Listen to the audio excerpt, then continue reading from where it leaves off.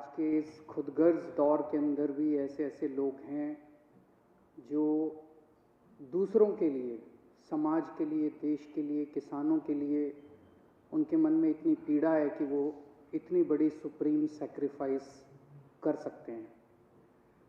जो पत्र लिखकर वो शहीद हुए, उस पत्र में उनका दर्द था कि मुझसे किसानों का दर्द देखा नहीं जा रहा। वो रोज़ सिंघू बॉर्डर पे आया करते थे, किसानों के लिए जैकेट, कंबल रोज़ लेके आया करते थे, और जब किसानों की वो पीड़ा उनके लिए असहाय हो गई तो उन्होंने ये शहादत दे दी। अभी तक 20 से ज़्यादा किसान इस आंदोलन में शहीद हो चुके हैं। इस आंदोलन को भी 20 दिन हुए हैं, तो लगभग रोज एक किसान इस आंदोलन में शहीद हो रहा है। मैं केंद्र सरकार से पूछना चाहता हूं कि और कितनी शहादत और कितनी जान आप लोग लोगे उसके पहले कि आप इस देश के किसानों की बात सुनोगे। अध्यक्ष महोदय, अंग्रेजों के समय एक ऐसा ही आंदोलन हुआ था 1907 में। उस आंदोलन का नाम था पगड़ी संभाल जट्टा। पंजाब में आंदोलन हुआ था, बिल्कुल हूबहू ऐसा ही आंदोलन। वो आंदोलन भी 3 कानूनों के खिलाफ था। अंग्रेजों ने 3 कानून पास किए थे, Bari Doab act, Punjab land colonisation act, Punjab land alienation act. और पंजाब के किसानों ने इसके खिलाफ आंदोलन किया था। इतनी संख्या में लोग इकट्ठे हुए थे। 9 महीने तक ये आंदोलन चला था अंग्रेजों के खिलाफ। तो एक तो ये केंद्र सरकार ये ना समझ ले कि ये किसान आसानी से जाने वाले हैं। उस आंदोलन की लीडरशिप की थी भगत सिंह के पिताजी ने, किशोरी सिंह जी ने, और भगत सिंह के चाचा ने, अजीत सिंह जी ने। उन दोनों ने मिलकर एक भारत माता निर्माण सोसाइटी बनाई थी। उस सोसाइटी की लीडरशिप के अंदर वो आंदोलन हुआ था इन 3 कानूनों को खारिज करवाने के लिए। उस वक्त भी अंग्रेज सरकार ने कहा था थोड़े अमेंडमेंट कर देते हैं। कई राउंड्स ऑफ डिस्कशन हुए थे। अंग्रेज सरकार ने कहा कि इसमें थोड़े बदलाव कर देते हैं, लेकिन किसान डटे हुए थे कि हमें 3 कानून वापस करवाने हैं। और अंत में अंग्रेजों ने 3 कानून वापस लिए थे। मैं सोच रहा था कि भगत सिंह ने क्या इसी बात के लिए कुर्बानी दी थी कि जब देश आज़ाद होगा तो अपनी सरकारों के खिलाफ भी इसी किस्म से आंदोलन करने पड़ेंगे। आज़ाद भारत के अंदर भी इतने लोगों को अपनी जान कुर्बान करनी पड़ेगी। आज कितने किसान हमारे सिंघू बॉर्डर के ऊपर सुप्रीम सैक्रिफाइस दे रहे हैं। एक एक किसान भगत सिंह बन के वहां पे बैठा हुआ है। केंद्र सरकार कह रही है कि किसानों को कानूनों का फायदा समझ नहीं आता। तो केंद्र सरकार ने अपने सारे बड़े दिग्गज नेता, जितने बड़े बड़े इनके नेता हैं, उनको उतारा है कि समझाओ, और वो समझा रहे हैं। आज योगी आदित्यनाथ जी, जो भारतीय जनता पार्टी के बहुत बड़े नेता हैं, उत्तर प्रदेश के मुख्यमंत्री हैं, वो टीवी में आ रहा था, शायद बरेली में 20,000 किसानों की रैली उन्होंने की। उनको कहा गया भाई इन 3 बिलों के फायदे समझाओ, तो फायदे समझाने लगे वो। मैं सुन रहा था उनका भाषण। तुम्हारी जमीन नहीं जाएगी, ये फायदा है क्या?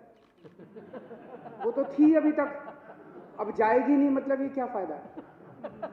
तुम्हारी मंडी बंद नहीं होगी, ये फायदा है क्या? तुम्हारी मंडी बंद नहीं होगी, तुम्हारी जमीन नहीं जाएगी, तुम्हारा ये, अरे भैया ये तो था ही हमारे पास, फायदा क्या है? तो इनसे किसी से पूछ लो, ये भी इतने सारे बैठे हैं, किसी से पूछ लो, किसी भाजपा वाले से, कि फायदा क्या है? वो बता रहे हैं कि आ रहा हूं मैं उस पर, फायदा और नुकसान दोनों, नफा नुकसान बताऊंगा, चिंता ना करो। तो इनसे किसी से पूछो भाजपा वाले से फायदा क्या है, तो सारे जनों को एक लाइन रटा रखी है किसान अब अपनी फसल पूरे देश में कहीं भी बेच सकता है। यही कहते हैं ना ये।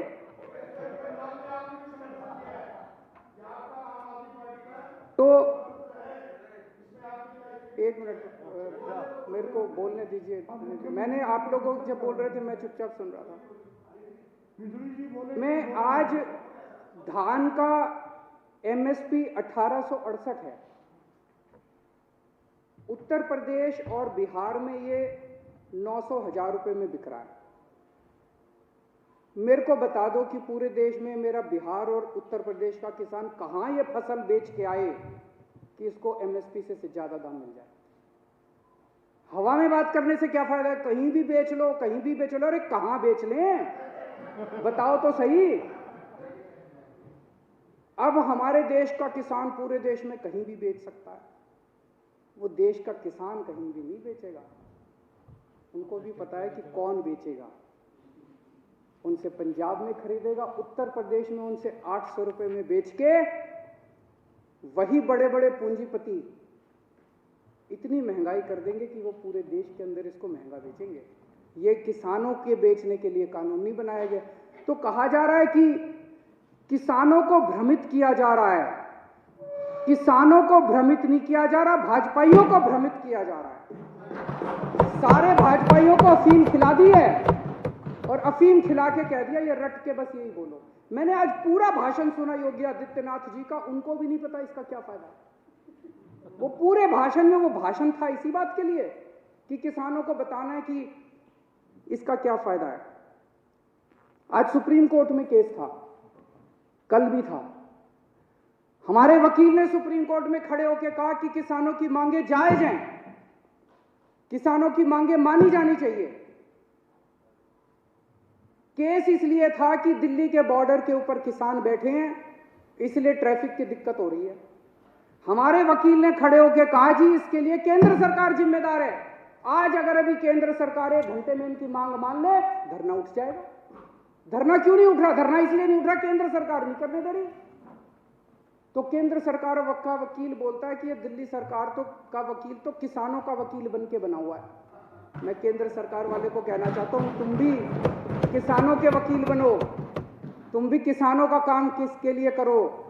किसान इस देश का निर्माता है और अगर किसानों की वकालत नहीं करोगे तो किसकी वकालत करोगे? दलालों की वकालत करोगे। कई लोग मुद्दा उठा रहे थे कि कोरोना काल में ऑर्डिनेंस क्यों पास किया गया, ऐसी क्या जल्दबाजी थी। अभी यह कानून शायद 70 साल के भारत के इतिहास में पहली बार हुआ होगा कि राज्यसभा के अंदर बिना वोटिंग के,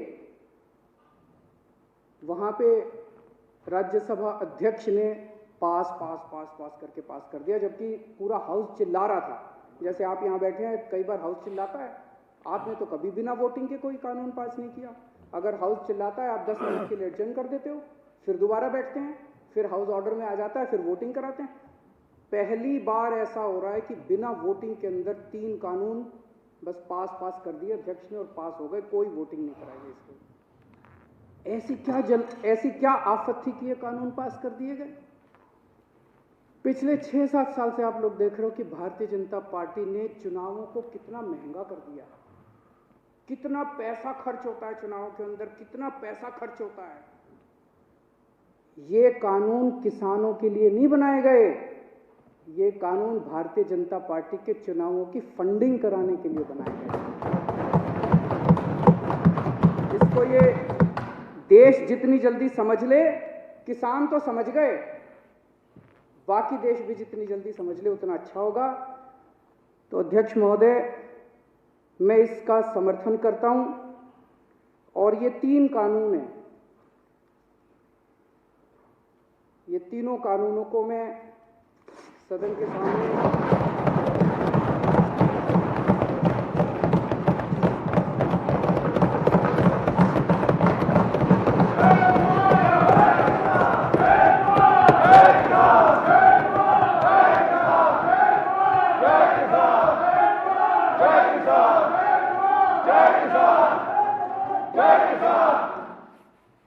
इन दोनों कानूनों को फाड़ते हुए मुझे बेहद दर्द हो रहा है।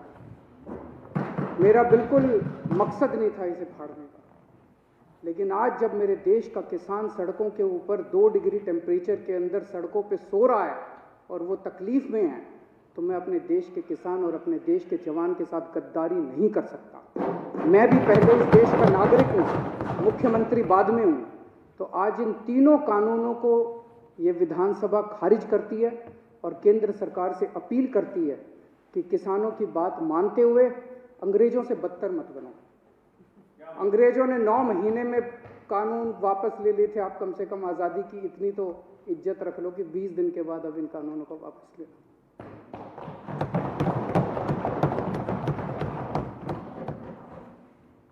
सदन